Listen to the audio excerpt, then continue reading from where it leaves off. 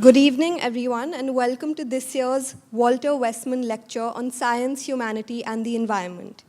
Before we begin, I would like to acknowledge and pay respect to the traditional owners of the lands on which we meet, the Gadigal people of the Eora Nation. It is upon their lands that the University of Sydney is built. As we share our own knowledge, teaching, learnings, and research within this university, may we pay respect to the knowledge embedded forever within the Aboriginal custodianship of country. May I now request you all to please turn your mobile phones on silent as this event is being filmed. And in case of an emergency, please make your way out through the front door from where you entered. And lastly, we will have a short Q&A session at the end, so please hold on to any burning questions till then. Following that, we would like you all to join us for a short supper and an opportunity to talk further with Anna. And now, finally, I would like to introduce this year's speaker, Anna Rose. Anna is a well-known environmentalist and climate change activist. She began campaigning when she was still in high school. Anna graduated from the University of Sydney in 2007 with degrees in Asian Studies and Environmental Law. While at university, she was an active member of various student-led organizations that asked the university to invest more in renewable energy and even held the first student referendum since the 1960s, which eventually led to the university agreeing to invest $1 million in renewable energy research and development on campus. Since then, Anna has worked for various organizations in her professional career, including at WWF, where she worked as the manager for Earth Hour for WWF-Australia. She has many achievements which you can read about, but what I would really like to say before Anna comes up on stage is that Anna is someone who has really defined what change from the bottom up means. And in today's day and age, when we can't always rely on positive change from the top down, it's important for all of us to understand the skills, courage, and determination it takes to swim against the tide and create change from the bottom up. And now, without further ado, can you all please put your hands together and welcome Anna to the stage.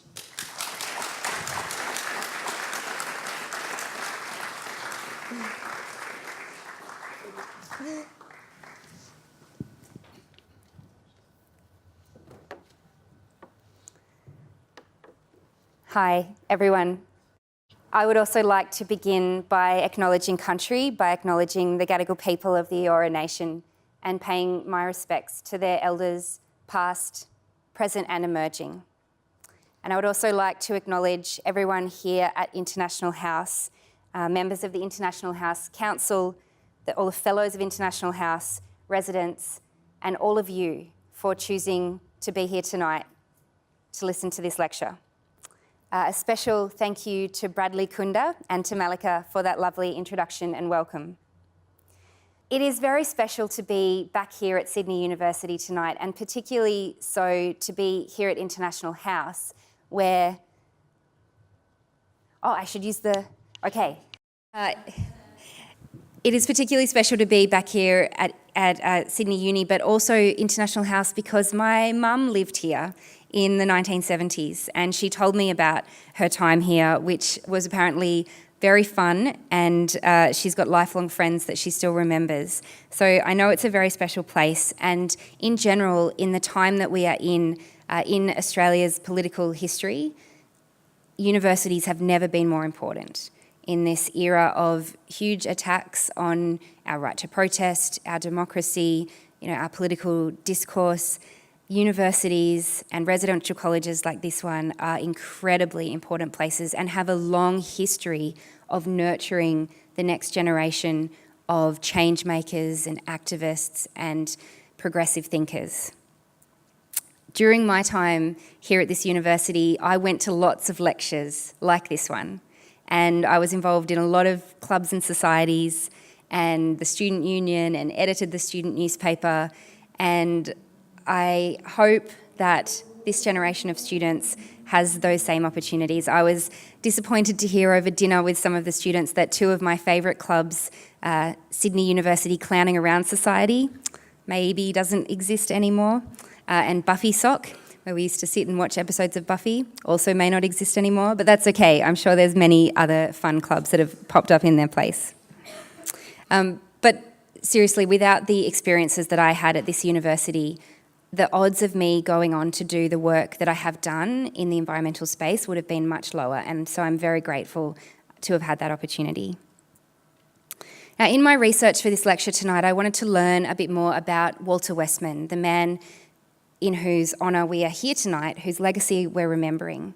And he was a resident here at International House. He came here in 1967, so there's actually a very good chance that he sat in one of the chairs that you're sitting in tonight. He was a scientist and he was a researcher in the fields of environmental policy, ecology, and geography. And when I was reading about him, I was incredibly impressed because he was not just a scientist. He published a number of books, a long list of peer-reviewed papers, clearly a leading expert in his field of ecology, but he was also a person who understood the role that science needed to play in politics and public discourse and legislation. He was American. When he went back to America, he worked with a US senator and helped write the Clean Water Act, which was an incredibly important piece of legislation in the United States and still is. So he played not just in the scientific arena, but also in the political arena. And he was also involved in the early days of the Intergovernmental Panel on Climate Change and the International Union for the Conservation of Nature. He was also passionate about social justice and human rights. He was a gay man in the 1970s fighting against homophobia and discrimination in the scientific workplace. And he ended up setting up this very powerful organisation that still exists today with a very long name, the National Organisation of Gay and Lesbian Scientists and Technical Professionals. But they continue today doing important work campaigning against discrimination in that workplace. And then the final thing I learned about him was that he was also incredibly creative. So he was a classical violinist. He trained at Juilliard School of Music in New York. He wrote several short stories and poems, and he managed to fit this into such a short life. If Walter Westman was alive today, he would be 73. And I'm sure he would be speaking out still about the issues that he's passionate about. But he died at 45 due to complications from AIDS. And so when we're here tonight, I think let's reflect on the legacy that we want to leave with our lives, no matter how long they are, because he certainly managed to pack a whole lot into those 45 years.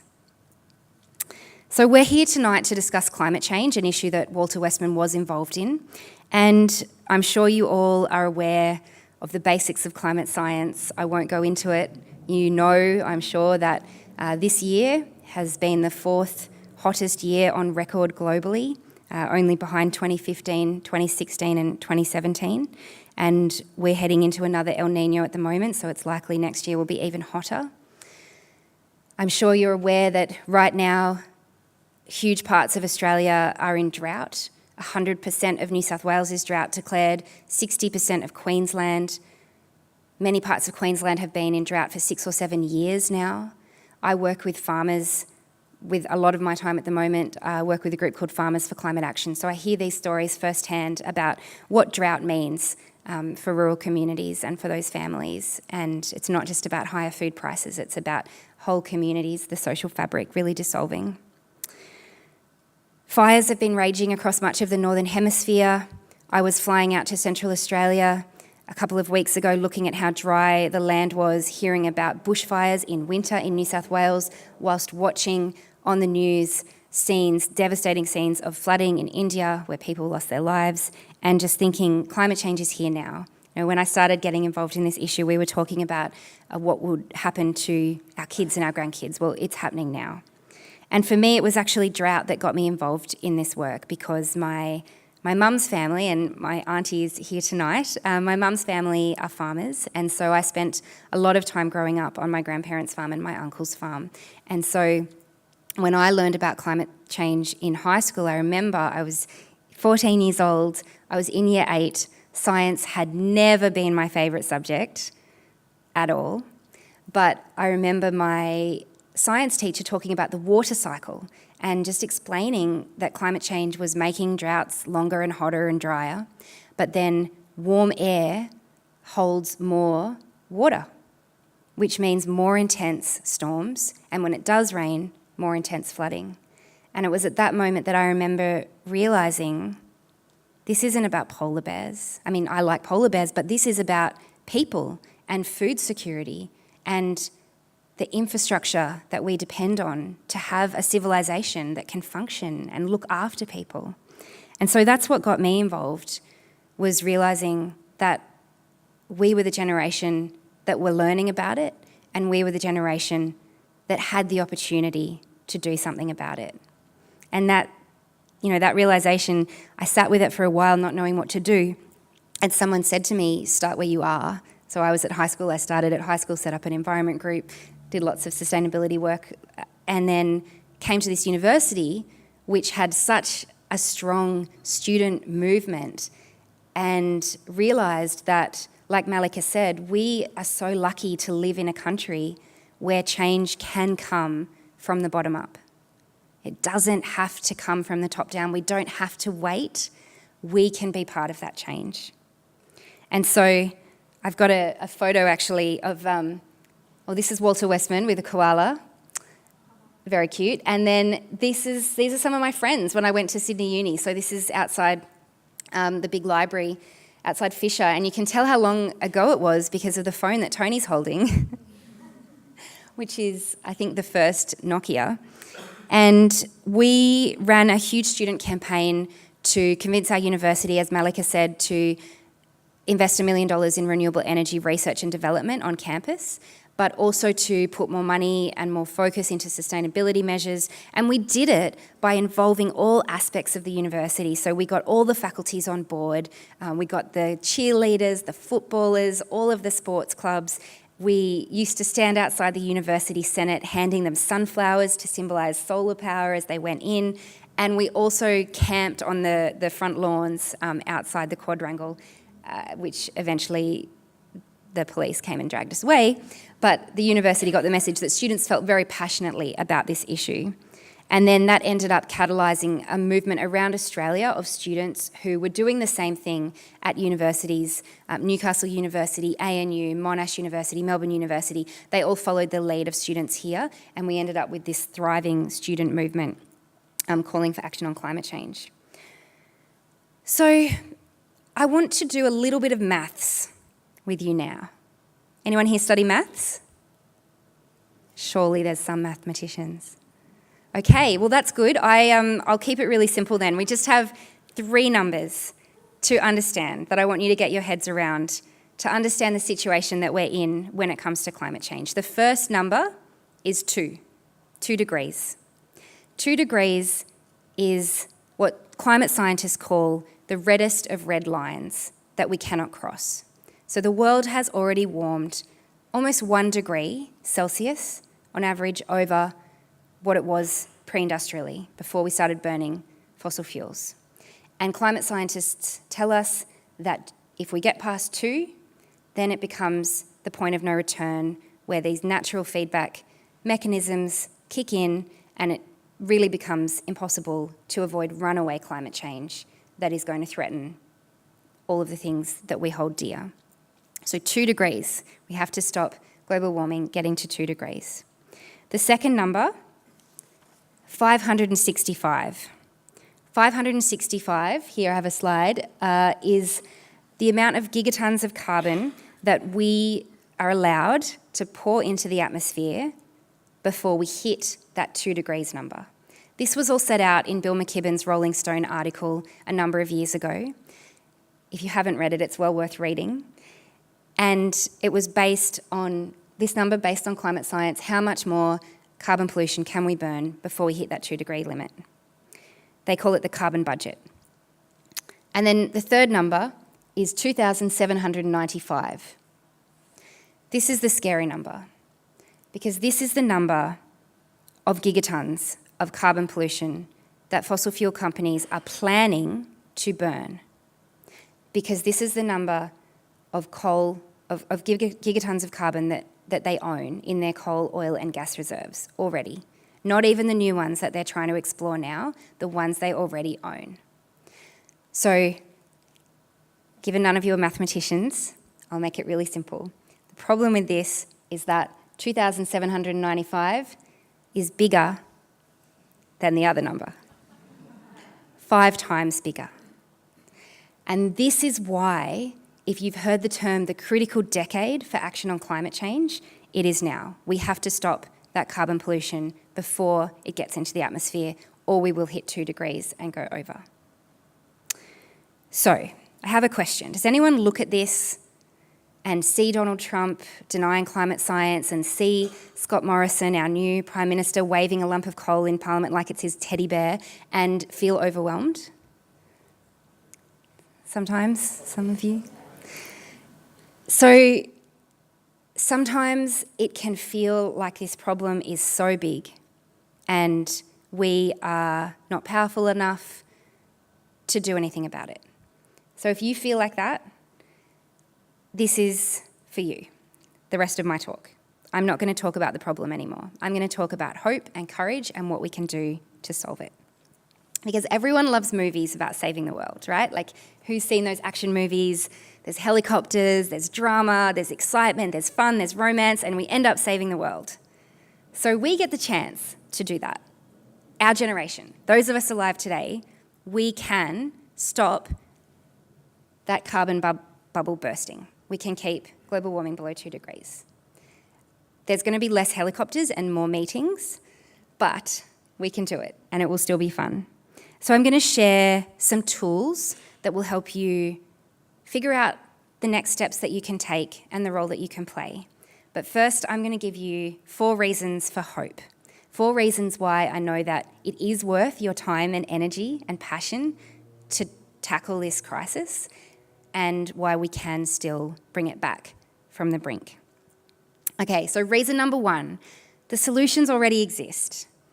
This is not a challenge like trying to find a cure for cancer where it hasn't been figured out yet. We already know what we need to do, and the solutions are already being implemented all over the world. There's a great phrase, the future is here, it is just not evenly distributed yet. So we can be the ones that help evenly distribute out all those solutions that are already happening. And here's a slide from Paul Hawken's latest book, Drawdown, that goes through, in order, he ranks the solutions in terms of how much carbon pollution they can prevent getting out into the atmosphere and also draw carbon out of the atmosphere. And there are some fantastic books. I mean, there have been so many roadmaps, pathways, plans for how we can decarbonise our economies and our communities and our lives. All of the science is there, all of the technology is there. And so this is amazing. I definitely recommend you look at the website Drawdown and read his book. But also another fantastic little book that's come out in the last year or so is Tim Flannery's new book, Seaweed and Solar, which goes through just 2 of the technologies that Paul Hawken writes about. One of them is mid-ocean kelp farming. Now, kelp farming is incredible. Kelp, seaweed, grows so much faster than land-based crops, and it sequesters huge amounts of carbon. And once it's grown, you can burn it for electricity instead of fossil fuels. It's absolutely amazing. There's so much progress happening in this area. And another example that Tim Flannery writes about is concentrated solar thermal, which is basically fields of mirrors and reflectors that channel the power of the sun into this super hot centre, which can heat up a liquid like salt, turning it into molten salt, or water or even oil, which generates steam, which then turns turbines to create electricity. And we are going to have in Australia the world's largest concentrated solar thermal plant because of a huge community campaign that the people of Port Augusta ran when their coal-fired power station was closing down. They said, we don't want to replace this with gas or more fossil fuels. We want concentrated solar thermal. And it was about 5 years of hard campaigning from that community, and they won. They've got federal support, state support, and it's being built. So there are so many solutions. We already have them, and that gives me so much hope. So that's reason number 1. Reason number 2, humans are wired for collaboration and empathy. It's actually in our nature. to solve big problems and to work together to do so. Think about, in the last week or two, a moment where you were kind to someone and did something nice when you didn't have to. Or think about a moment where someone did something nice for you and they didn't have to. When I think about this, I actually remember a few years ago, I have an almost 3-year-old little boy, and when he was born, I was really, really struggling. I wasn't sleeping. I had postnatal anxiety. I was a wreck. And the kindness that people showed me during that period, my neighbour who looked after him while I went to the doctor, people who I knew on the other side of the world who had ordered food to come to our house because they couldn't be there in person, other mums who I met who could tell I was going through a hard time, who were just there for me. That period in my life showed me how generous and kind humans can be. And, this isn't an ideological argument about human nature. This is actually an evolutionary fact. And it's something that George Monbiot writes about in his latest book called Out of the Wreckage. He talks about the evidence that we evolved to be this way because of, we were surviving as humans in this tough world of the African savannah, and our predators were bigger and faster than us, and our prey were bigger and faster than us. So how did humans, like little humans, survive? Well, they survived by cooperating and helping each other. And because the more we did that, the better our survival rate was. That was, bred into the human race through natural selection.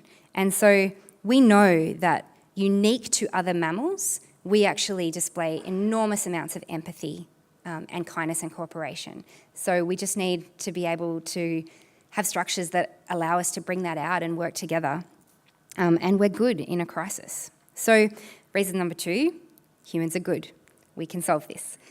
Reason number 3, why I'm hopeful, is that things can change really fast, really fast.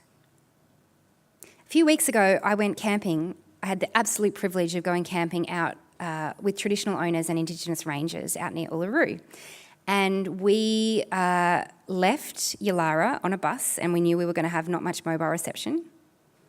And a little while later, we came back and we suddenly had a new Prime Minister.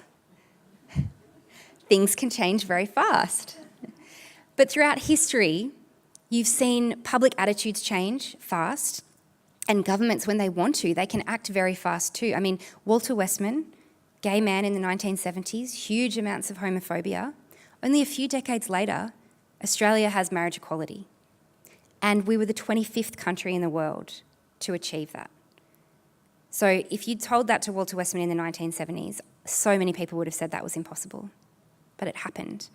Ending slavery, people told those campaigners that it was impossible, that it was the linchpin of the economic system, much like coal.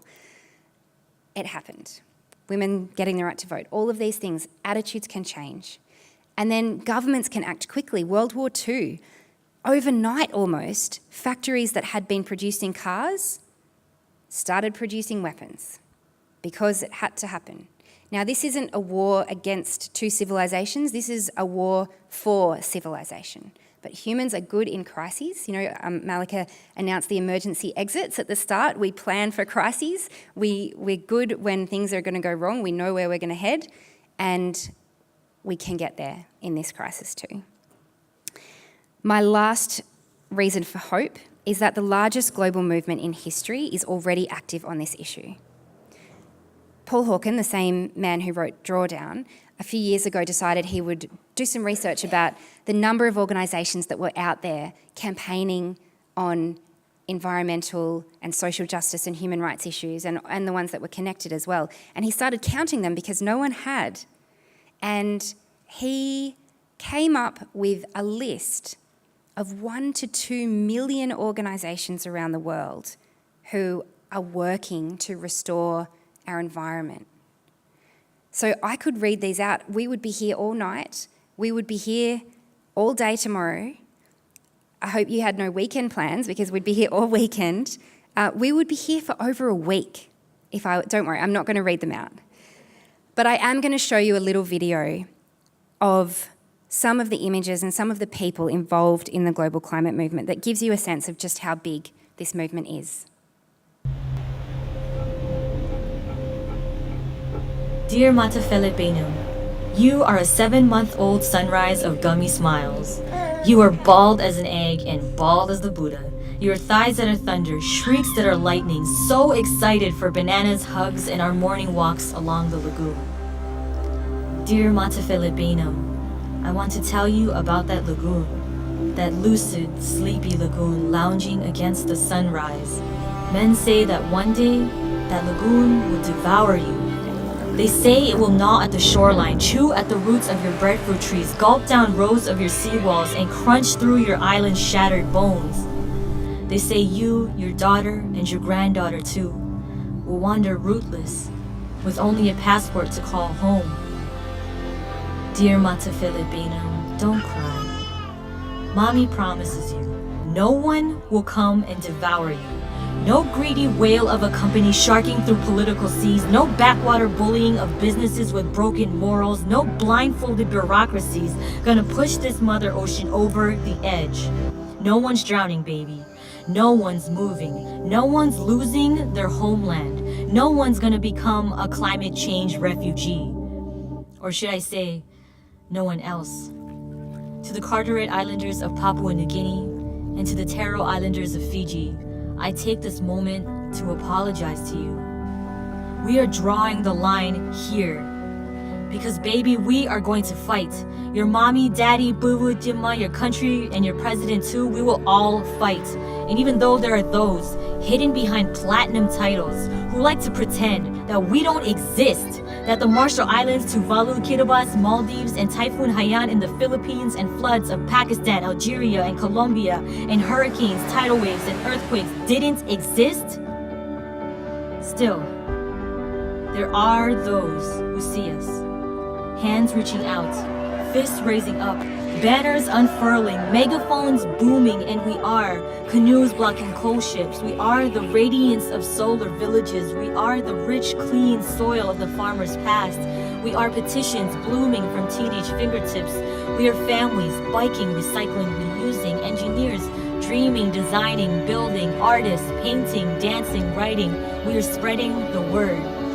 And there are thousands out on the street, marching with signs, hand in hand, chanting for change now. They're marching for you, baby. They're marching for us. Because we deserve to do more than just survive. We deserve to thrive. Dear Mata Filipino, you are eyes heavy with drowsy weight. So just close those eyes, baby, and sleep in peace. Because we won't let you down. You'll see.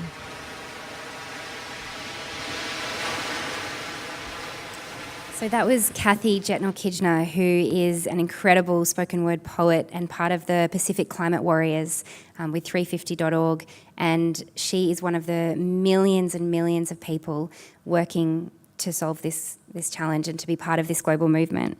So that gives me a lot of hope. And now that we've done the 4 reasons for hope, I hope you're feeling more hopeful. And I'm going to move into sharing with you some tools that will help you figure out how you can make the biggest impact on this issue. So I have a 4-point diagram. Can you still hear me if I go over here? Okay. So this is something that the climate movement uses when we're figuring out what it's going to take to shift Australia to be properly dealing with climate change. And there's 4 areas of it. So we have to build a movement, and throughout history, social movements have been essential to get any kind of major change, particularly on an issue as big as climate change. There's some really interesting research that has been done by political historians that actually shows when it comes to toppling brutal dictatorships, like Slobodan Milosevic or Pinochet, it takes 3.5% of the population engaged in non-violent resistance. Only 3.5% of the population against a brutal dictator. So that's maybe our benchmark. Not that we have a brutal dictator here yet, but he's pretty bad on climate change. So maybe on the way. Then changing the story. So how we communicate climate change to our friends and our family really matters. And I've got a bit more information on how you can do that more effectively in a minute. Shifting the money. So with that carbon bubble, we need to get no more money put into funding fossil fuels and into funding climate destruction. We need to get a lot more money funding climate solutions, funding renewable energy and sustainable agriculture and sustainable architecture and bike paths and all of the solutions that we have that just need to be scaled up and need that finance. And then we have to change the politics because ultimately personal action alone is not going to be enough on this issue. Asbestos in Australia, when governments figured out that it was killing people, they didn't say you could voluntarily choose to use a different building material if you like on your own home. They said it's killing people, we're going to phase it out and replace it with something else. And they needed legislation to do that. So all of these things are the pieces of the puzzle, and all of you will have skills and interests and networks that will mean you might be better at focusing on one or the other of these areas. But to break it down perhaps a little more practically, I'm just going to see if there's a whiteboard marker. Yes. So, oops. We're going to talk about it in terms of, actually, I'm not going to pull that over because you won't be able to see it. We're going to talk about it in terms of your own power and how you can use your own power. So the first power that you have is your social power, so your power to change the story. And we know, I do have a diagram I'm going to show you here, in terms of the public opinion on climate change in Australia, about 10% of people are really opposed to action on climate change. The vast majority want to see action on climate change. And there are probably about 10% of people who are really involved in the solutions and involved in the climate movement, involved in organisations. There's a big chunk in the middle here that aren't thinking about it, that aren't prioritising it. And it's really easy to feel overwhelmed by this group because they're, in our federal parliament carrying around lumps of coal, or on talkback radio, getting people really angry about renewable energy. But actually our challenge is just to move everyone one step over. And if we do that, we've doubled the size of our social movement and we've created a gap between people who are actively opposed and most people. And so research from CSIRO shows that the most trusted messengers on climate change, apart from climate scientists, are people's friends and family, which means we're in an incredibly powerful position to be having those conversations and talking about why climate change matters to us and persuading our friends that it's relevant to them as well. I'll use the microphone because I can see some people wanting that. So the conversations, having the conversations, incredibly important. So that's our social power. Then we, of course, have our consumer power and the decisions that we can make about, our banking, our superannuation, our food, our energy, all of the things that we do in our own lives. And also talking to our institutions, particularly your financial institutions, about where they're putting their money and are they going to divest. And with this university, I'm not sure where the divestment campaign is up to, but there's been a huge, incredible movement of students around Australia pushing for their universities to divest. Then we have our political power. And in Australia, we can participate in elections, we can talk to people, we can make climate change a top 3 issue, and we can call our politicians and talk to them every day if we want. And they're not going to throw us in jail, unlike people I know in China who are working on environmental issues, and there's a huge crackdown on dissent. If they're going to do that stuff, we can do that here. We have the privilege of being able to do that, and you should do it. Get your politician on speed dial. And then finally, our employee power. I want to share a little story of a friend who I heard about recently, works at a company that provides services to other companies, and her CEO was talking about fracking and coal seam gas and how it was great because it was a transition fuel. And obviously it's not great. It's causing huge amounts of climate pollution, damaging groundwater and damaging agriculture. And so she wrote an email to her CEO and challenged him on it. This could have been a career-ending email. And he listened, and they're now going to be having a meeting to potentially change that decision to work with that industry. So you can do things in your own workplaces to change the direction that they're going in as well. So they're your types of power: your consumer power, your social power, your political power, and your employee power. So we have 4 types of power and 4 reasons for hope. But knowing that stuff, just knowing it, I don't think that's enough. I think there's something else. Is anyone here from France?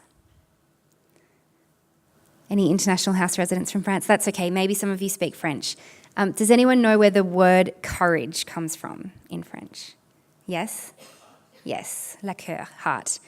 So I think that's what we need if we're going to solve this, beyond all of the diagrams and, the rational debate. It's about how much are we willing to be brave and to be vulnerable, because thinking about this and working on this, it's hard. But I guess, who here is in their 20s? Some of the students. Okay, who's in your 30s? Some of you, and who's a little bit older? So, Walter Westman, he died at 45. And we don't know. We don't know how long we've got. I'm sure everyone in this room has lost a loved one way too soon. If we're lucky, we're going to live till our 90s. But we just don't know. And so we all have this short, precious, unknown time on this earth to leave a legacy that we can be proud of. And I think that's where listening to our heart is very important, and making decisions about where to spend our time based on listening to our hearts. I want to draw you one diagram, except you won't be able to see it with the whiteboard. Okay, I'm going to draw the diagram with my hands so that the people over here can see it. Just imagine 2 circles, 3 circles. The first is your comfort zone circle, and it's just your day-to-day life, the things that you're comfortable with. The second is a bigger circle, and it's your learning zone. And it's that feeling you have where you're kind of learning about something new, or you're a little bit scared, you're like bringing up an issue that you're not sure how the person will react, or you're going to an event where you don't know anyone. That feeling when you're kind of stretching yourself, that's your learning zone. And then the third circle, the biggest one, that's your danger zone, where you just feel like, oh, this is all too much. So I think that we can all do a little bit more to get outside of our comfort zone and into our learning zone and acting, challenging ourselves when it comes to climate change. I'm not saying go into the danger zone and leave your job and your partner and become a full-time climate activist up at the Adani mine blockade. You don't need to do that. Just stretch yourself a bit to get into that learning zone. Because I hear this thing sometimes of people saying that their life is this series of steps. You go to preschool and then primary school and high school and university, you do your master's, you do your PhD, you do a grad job, and then you can live your life. That's not okay. Life is the decisions that you make every day, that you choose to spend your time on every single day. And we don't need to wait until we've graduated, or until we've retired, or until we've become the CEO, or until we've earned more money. We don't need to wait to take our next step on climate change. Did you know Australians spend an average of 18.5 hours a week watching TV? That's 2.5 hours a day, which adds up to 18.6 billion hours per year in Australia alone. Can you imagine if Australians spent 18.6 billion hours trying to solve climate change? It would be game-changing. And I can guarantee you won't be on your deathbed wishing you watched more TV. And, if you're a student here and there's a rally, or if you're in the city and there's a rally and you think, oh, I've got to go to this meeting, or I've got to go to this class, it's not the end of the world if you miss a meeting or if you miss class. The end of the world is the end of the world, not missing a class or missing a meeting. So do things that you feel you need to do to get into your learning zone. Because right now, we're at International House. If suddenly we all got text messages from the fire service saying there was a fire rushing towards us, we would immediately spring into action. We would go to the emergency exits, and we would prepare, and we would do everything we can. But right now, our collective planet is essentially facing that fire and not responding with the urgency that we need to because we're stuck in our comfort zone and we can't get out of it. So, a few decades ago, Walter Westman would have been in this room listening to lectures like this one. And maybe there was an inspiring speaker, or maybe there was an inspiring conversation that he had with a colleague afterwards.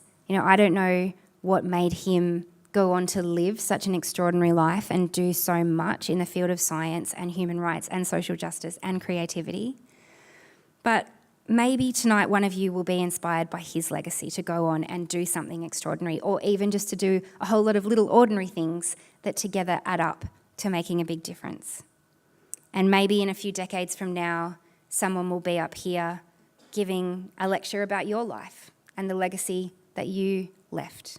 Because the full impacts of our actions are never known until long, long, long after we're gone. And so I think all we can do is be brave and have courage, think about the best way that we can use our impact and get into that learning zone and out of our comfort zone. Because I know from over 2 decades now of being involved in this work that we are all so much more powerful than what we think we are. And it doesn't matter how old you are. Martin Luther King was 25 when he told America that he had a dream. And Charlie Perkins, the amazing Aboriginal rights activist, was 29 when he left from this university with the freedom rides going throughout rural and regional New South Wales to fight against discrimination against Aboriginal people. William Wilberforce was 27 when he kick-started the campaign against slavery in the United Kingdom. And there's this wonderful young woman who isn't in enough history books, but her name was Harriet Hansen, she led a group of women and girls out of a textile mill in northern Massachusetts to protest against unfair conditions and unfair hours and to protest for higher pay. She was 11 years old. And the older you get, the more people you know, the more influence you have. So no matter how old you are, you can make a huge difference. Nelson Mandela, I want to end on a quote from him. He was obviously imprisoned for 27 years, but he understood how powerful one life could be. And he said, "Our deepest fear is not that we are inadequate. Our deepest fear is that we are powerful beyond measure. It is our light, not our darkness, that frightens us most." So please be brave.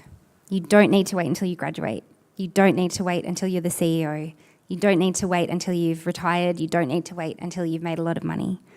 We all have our voice. We live in a country where change can come from the bottom up. Please take your next step, and I can't wait to see what legacy the group of people in this room goes on to leave. Thank you.